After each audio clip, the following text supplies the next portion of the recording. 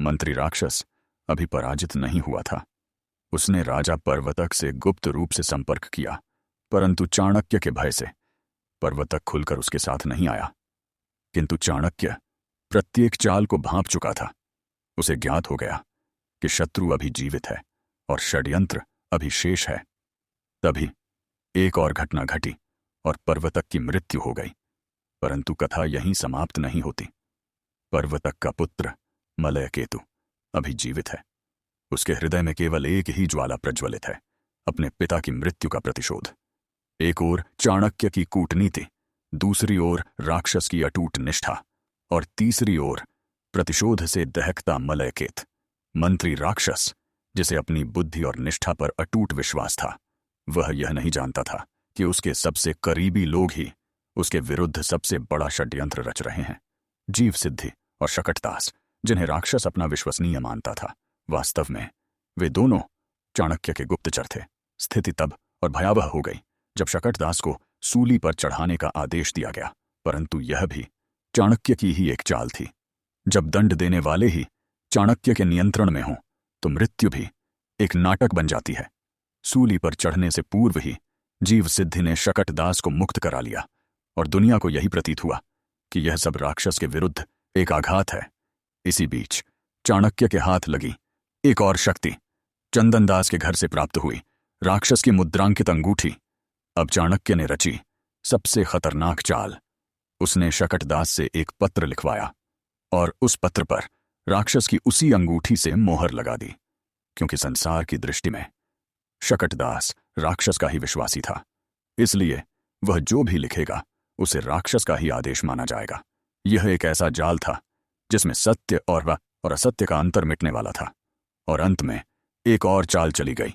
राजा पर्वतक के आभूषण चंद्रगुप्त द्वारा ब्राह्मणों को दान में दिए गए, किंतु चाणक्य के संकेत पर वे आभूषण गुप्त रूप से राक्षस तक पहुंचाए गए।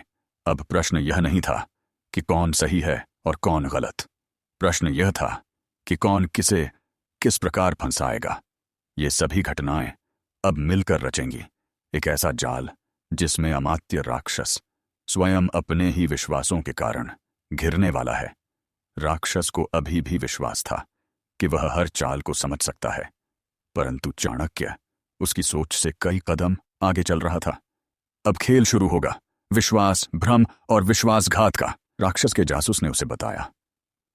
चाणक्य ने चंदनदास की सारी संपत्ति जब्त कर ली है और उसके परिवार को कैद कर लिया है। चंदनदास पर यह आरोप लगाया गया है कि उसने राज्य के शत्रु राक्षस के परिवार को अपने घर रखा। चाणक्य ने चंदनदास को बहुत डराया, धमकाया कि राक्षस के परिवार को राज्य कर्मचारियों को सौंप दे, पर उसने सच्चे मित्र का कर्तव्य निभाते हुए प्राण देना स्वीकार कर लिया, पर आपके परिवार पर कोई हानि आंच न आने दी। राक्षस को यह सब सुनकर बड़ा गहरा दुख हुआ। उसे अपनी चालों के असफल होने और उनके द्वारा उल्टे अपने को ही हानि पहुंचने का दुख तो था ही, इस बात का भी बड़ा दुख था कि उसके मित्र सेठ चंदनदास पर इसीलिए विपत्ति का पहाड़ टूट पड़ा है कि उसने मेरे परिवार को अपने घर रखा और डराने धमकाने पर भी मेरे परिवार को सौंपने और उसका पता ठिकाना बताने से इनकार कर दिया। राक्षस को अपने दूत से यह पता भी लग गया था कि जीव सिद्धि को चाणक्य ने अपमानित करके नगर से निकाल दिया है और शकटदास को सूली पर चढ़ाने का दंड ल दिया है। राक्षस इन सब समाचारों को सुनकर चिंता में डूबा बैठा था कि इतने में शकटदास को लेकर सिद्धार्थ का पहुंचा। राक्षस तो समझे बैठा था कि शकटदास को सूली पर चढ़ा दिया गया है। उसे जीवित देखकर वह आश्चर्य और प्रसन्नता से उछल पड़ा। तब सिद्धार्थक ने बताया, मैं शकटदास को सूली चढ़ाने से पूर्व बलपूर्वक छुड़ा लाया हूं। मारे प्रसन्नता के राक्षस ने अपने गहने उतारकर सिद्धार्थक को दे दिए। सिद्धार्थक ने गहने स्वीकार कर लिए। आप हाथी तो आप पतात से उसने कहा, मेरे पास इन गहनों को सुरक्षित रखने के लिए कोई स्थान नहीं है, इसलिए आप ही अपने पास रखिए। मुझे जब आवश्यकता पड़ेगी तब ले लूंगा। सिद्धार्थक ने एक मुहर निकाल कर दी और बोला, इन गहनों की पोटली पर यह मुहर लगा दीजिए, जब बात तो स्वयं किया है, जिससे यह विश्वास रहे कि गहने पूरे के पूरे हैं। बेचारे राक्षस को क्या पता, ये सब चाणक्य के ही जासूस हैं। शकटदास को सूली पे चढ़ना और उसे भगाना चाणक्य की ही चाल है। राक्षस ने जब सिद्धार्थक की दी हुई मुहर देखी तो उसके आश्चर्य का ठिकाना न रहा। यह तो उसकी अपने नाम की ही मुहर थी। राक्षस ने पूछा, यह मुहर तुम्हें कहां से मिली? सिद्धार्थक ने बताया, ना कि सेठ चंदन दास के घर के पास मिली थी। राक्षस ने वह मुहर ले ली और गहनों की पोटली पर लगाकर पबार अपने पास रख ली। सिद्धार्थक ने कहा, मुझे आप अपने पास ही रहने की अनुमति दे दीजिए। राक्षस ने उसकी बात स्वीकार कर ली। लुधर पाटलिपुत्र में राजा चंद्रगुप्त ने कौमुदी महोत्सव को धूमधाम से मनाने की घोषणा कर दी, लेकिन चाणक्य ने उसे रोकने की आज्ञा दे दी। जब चंद्रगुप्त को पता लगा कि मेरे घोषणा कर देने पर भी चाणक्य ने बिना मुझसे पूछे उत्सव का मनाना रुकवा दिया है, तो उसने चाणक्य को दरबार में बुला भेजा। चाणक्य के आने पर उसने पूछा, आपने उत्सव क्यों रुकवाया? चाणक्य ने रूखा सा उत्तर दिया, राज्य व्यवस्था का काम मेरा है, इसलिए मैंने जो ठीक समझा किया। तुम मुझसे पूछने वाले कौन हो? यह उत्तर सुनकर राजा चंद्रगुप्त को बड़ा क्रोध आया है। उसे लगा कि मुख्यमंत्री मुझे कुछ नहीं समझता है और भरी सभा में मेरा अपमान कर रहा है। इसी समय राक्षस के भेजे हुए भाटों ने ऐसी कविताएं पढ़ीं जिनका उद्देश्य ही चंद्रगुप्त और चाणक्य में फूट डालना था। इन कविताओं में चंद्रगुप्त की प्रशंसा की गई थी। अपनी प्रशंसा से प्रसन्न होकर चंद्रगुप्त ने दोनों भाटों को एक 1 लाख रुपया पुरस्कार देने को कहा, किंतु चाणक्य ने चंद्रगुप्त को रोक दिया। वह बोला, यह राजकोष का अपव्यय है। सुपात्र को दिया हुआ दान ही श्रेष्ठ होता है, चापलूसों को दिया हुआ नहीं। इस पर चंद्रगुप्त एकदम चिढ़ गया। वह बोला, आप मेरी हर बात में रोड़ा अटकाते हैं। मैं राजा हूं और आप मंत्री। यह बात आपको नहीं भूलनी चाहिए। आप मुझे समझते क्या हैं? मेरा फैसला है कि आज से सारा राजकाज मैं स्वयं संभालूंगा। चाणक्य भला चंद्रगुप्त की क्यों परवाह करता? उसने कहा, बहुत अच्छा, आज से मेरी छुट्टी हुई। चंद्रगुप्त ने पूछा, कौमुदी महोत्सव क्यों रुकवाया? चाणक्य ने बताया, मलयकेतु अन्य सामंतों के साथ मिलकर पाटलिपुत्र पर आक्रमण करने की तैयारी कर रहा है, इसलिए। इस आशय का एक गुप्त पत्र भी चाणक्य ने चंद्रगुप्त को दिखाया। चाणक्य की बुद्धिमत्ता पर चंद्रगुप्त मुग्ध हो गया। उसने दूसरा प्रश्न किया, अच्छा, यह बताइए कि यह मलयकेतु ही है जो हमारे विरुद्ध युद्ध की तैयारी कर रहा है, फिर आपने उसे भाग क्यों जाने दिया? वह आपके चंगुल में था। आप चाहते तो उसे कैद नहीं कर सकते थे। चाणक्य बोला, इसका कारण भी बताता है। देखो, या तो हम उसे कैद रखते, ये शफिरतातम, या फिर अपने वचन के अनुसार उसे आधा राज्य देते। अगर हम उसे कैद कर लेते तो लोग यही समझते कि आधा राज्य देने का वचन पूरा न करने के लिए हमने उसे कैद किया है, और इसीलिए उसके पिता पर्वतक को भी हमने ही जहर देकर मरवाया है। इससे प्रजा हमारे ही विरुद्ध हो जाती। चंद्रगुप्त ने कहा, यह भी ठीक किया, किंतु राक्षस को क्यों नहीं पकड़ा? चाणक्य बोला, राक्षस को प्रजा जी जान से चाहती है। वह यदि यहां रहता तो हमारे विरुद्ध प्रजा को भड़काता। यदि हम उसे कैद करते तो भी विद्रोह हो जाता और व्यर्थ में सेना का नाश होता। चंद्रगुप्त को चाणक्य की ये बातें अच्छी नहीं लगी। वह दरबार से आकर महल में चला गया। वास्तव में चंद्रगुप्त और चाणक्य का यह झगड़ा बिल्कुल बनावटी था। एक दिन राक्षस और शकटदास बैठे कुछ बातचीत कर रहे थे कि पाटलिपुत्र से राक्षस का जासूस समाचार लेकर आया। जासूस राक्षस को पाटलिपुत्र के समाचार सुना ही रहा था कि इतने में भागुरायण को साथ लेकर मलयकेतु राक्षस से मिलने आया। भीतर जासूस और राक्षस में बातें हो रही थीं। मलयकेतु और भागुरायण दरवाजे के पास रुक गए और भीतर की बातचीत सुनने लगे। जासूस बता रहा था कि चंद्रगुप्त और चाणक्य में झगड़ा हो गया है और राज्य का सारा कामकाज चंद्रगुप्त ने स्वयं संभाल लिया है। यह सब सुनकर राक्षस खूब प्रसन्न हुआ। जासूस ने झगड़े का कारण बताते हुए कहा कि चंद्रगुप्त ने कौमुदी महोत्सव मनाने की घोषणा की थी, जिसे चाणक्य ने रुकवा दिया। राक्षस ने कहा, हाँ, अब हमारा काम बन गया। मलयकेतु ने भागुरायण से पूछा, राक्षस कौन सा काम तुवन जाने की बात कह रहा है? भागुरायण वास्तव में चाणक्य का जासूस था और वह मलयकेतु का भी मित्र बन गया था। उसने देखा कि मलयकेतु के मन में संदेह पैदा करने का यह अच्छा अवसर है। वह बोला, मंत्री राक्षस के मन की बात को समझ लेना सरल काम नहीं है। जरा चुपचाप खड़े होकर सुनते जाइए, आगे क्या बात होती है। भीतर राक्षस उस जासूस से पूछ रहा था, चाणक्य सब कुछ छोड़ छाड़कर तपोवन में तो नहीं चला गया? उसने कोई नई प्रतिज्ञा तो नहीं कर डाली? मलयकेतु ने फिर पूछा।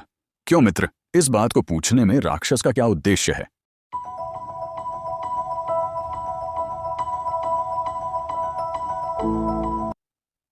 चित्रगुप्त से चाणक्य जितना दूर चला जाएगा उतना ही अधिक इस राक्षस का लाभ होगा, पर यही होगा था। चंद्रगुप्त शायद राक्षस को मंत्री बनाना चाहता हो और राक्षस भी चंद्रगुप्त का मंत्री बनना चाहता हो। मल्लकेतु को बात जंच गई। अब हुए उसे लगा कि वह जिस राक्षस के भरोसे पाटलिपुत्र पर अधिकार करना चाहता है वह राक्षस ही चंद्रगुप्त से मिला हुआ है और मुझे धोखा दे रहा है। मलयकेतु के मन में भागुरायण ने राक्षस के प्रति जो संदेह का बीज बोया था वह बढ़ चला। अब वे राक्षस के पास पहुंचे। राक्षस ने मलयकेतु को बताया, अब हमारी जीत निश्चित है। शत्रु इस समय संकट में है। आज चाणक्य चंद्रगुप्त से झगड़ा करके अलग बैठ गया है। इस पर मल्लकेतु ने कहा, मेरे विचार में तो इससे चंद्रगुप्त को ही लाभ होगा, क्योंकि चाणक्य के कारण जो लोग चंद्रगुप्त का साथ नहीं दे रहे थे वे भी अब चंद्रगुप्त का साथ देंगे। राक्षस ने इस बात को काटा है। वह बोला, चंद्रगुप्त का साथ प्रजा उसी दिन तक देगी जिस दिन तक उन्हें कोई दूसरा राजा नहीं मिलता। जब प्रजा जान लेगी कि आप उसे चंद्रगुप्त के चंगुल से मुक्त करने के लिए तैयार हैं तो ना ये क्या तो कहते थे उस दिन आपके साथ हो जाएगी। मलयकेतु ने राक्षस से भेंट तो की पर दिल खोलकर बात नहीं की। चाणक्य के चंद्रगुप्त से अलग होने की बात पर राक्षस जितनी प्रसन्नता प्रकट करता उतना ही मलयकेतु का यह संदेह बढ़ता जाता कि राक्षस चंद्रगुप्त का मुख्यमंत्री बनना चाहता है और मेरे साथ छल कर रहा है। एक बार जब कोई किसी पर संदेह करने लगता है तो वह संदेह बढ़ता ही जाता है। यद्यपि राक्षस ने ऐसा कोई कार्य नहीं किया था कि उस पर संदेह किया जाए, परंतु चाणक्य के जासूस भागुरायण ने जानबूझकर मलयकेतु के मन में राक्षस के प्रति संदेह पैदा कर दिया था। मलयकेतु ने सोचा, अब जल्दी ही पाटलिपुत्र पर आक्रमण करके चंद्रगुप्त को हरा देना चाहिए। उसने राक्षस को आक्रमण की तैयारी करने के लिए कहा। अब मुहूर्त निकलवाने के लिए जीवसिद्धि को बुलाया गया। उसने अशुभ मुहूर्त बता दिया। राक्षस ने दूसरे ज्योतिषी को बुला भेजा। जीवसिद्धि नाराज होकर चला गया। मलयकेतु अपने सहायक सामंतों के साथ सेना लेकर पाटलिपुत्र की ओर बढ़ चला। उसने पाटलिपुत्र से कुछ पहले ही छावनी डाल दी। वहां से चढ़ाई करने के लिए ठीक अवसर की प्रतीक्षा करने लगा। छावनी के पास के मार्ग से पाटलिपुत्र को जाने वालों पर निगरानी रखी जाने लगी। बिना आज्ञापत्र के कोई नहीं जा सकता था। सिद्धार्थक चाणक्य का दिया हुआ जाली पत्र और गहनों की संदूकची लिए पाटलिपुत्र की ओर जा रहा था कि मार्ग में जीवसिद्धि मिल गया। जीवसिद्धि बौद्ध भिक्षु के रूप में चाणक्य का जासूस था। सिद्धार्थक भी चाणक्य का ही जासूस था। दोनों में बातें होने लगीं। जीवसिद्धि को जब पता लगा कि सिद्धार्थक पाटलिपुत्र जा रहा है तो उसने पूछा कि तुमने आज्ञापत्र ले लिया है या नहीं?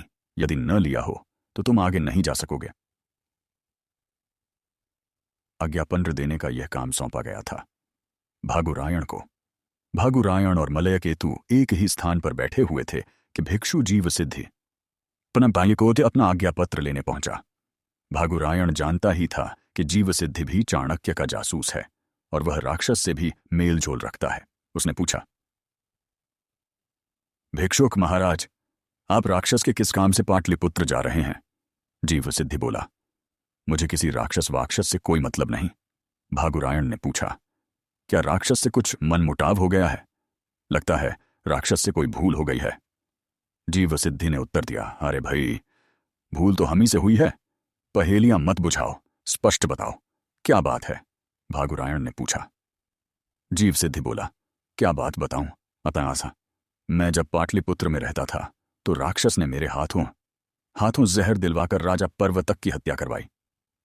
वह नीच कार्य मुझे ही करना पड़ा। यह सुनकर पास बैठे मलयकेतु की आंखें भर आईं। उसे पूरा विश्वास हो गया कि उसके पिता का हत्यारा राक्षस ही है।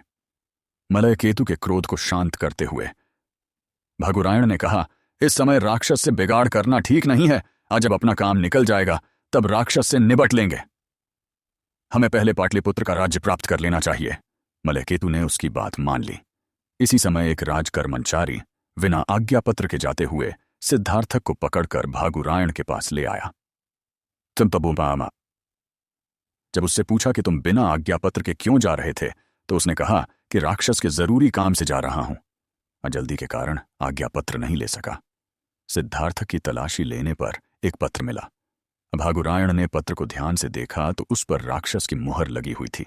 उसने पत्र मलयंकेतु के हाथ में थमाते हुए कहा, क्योंकि इस पत्र पर राक्षस की मुहर है, इसलिए आप ही इस पत्र को खोल कर चिक कर पढ़ सकते हैं। तंबी जीती रही थे।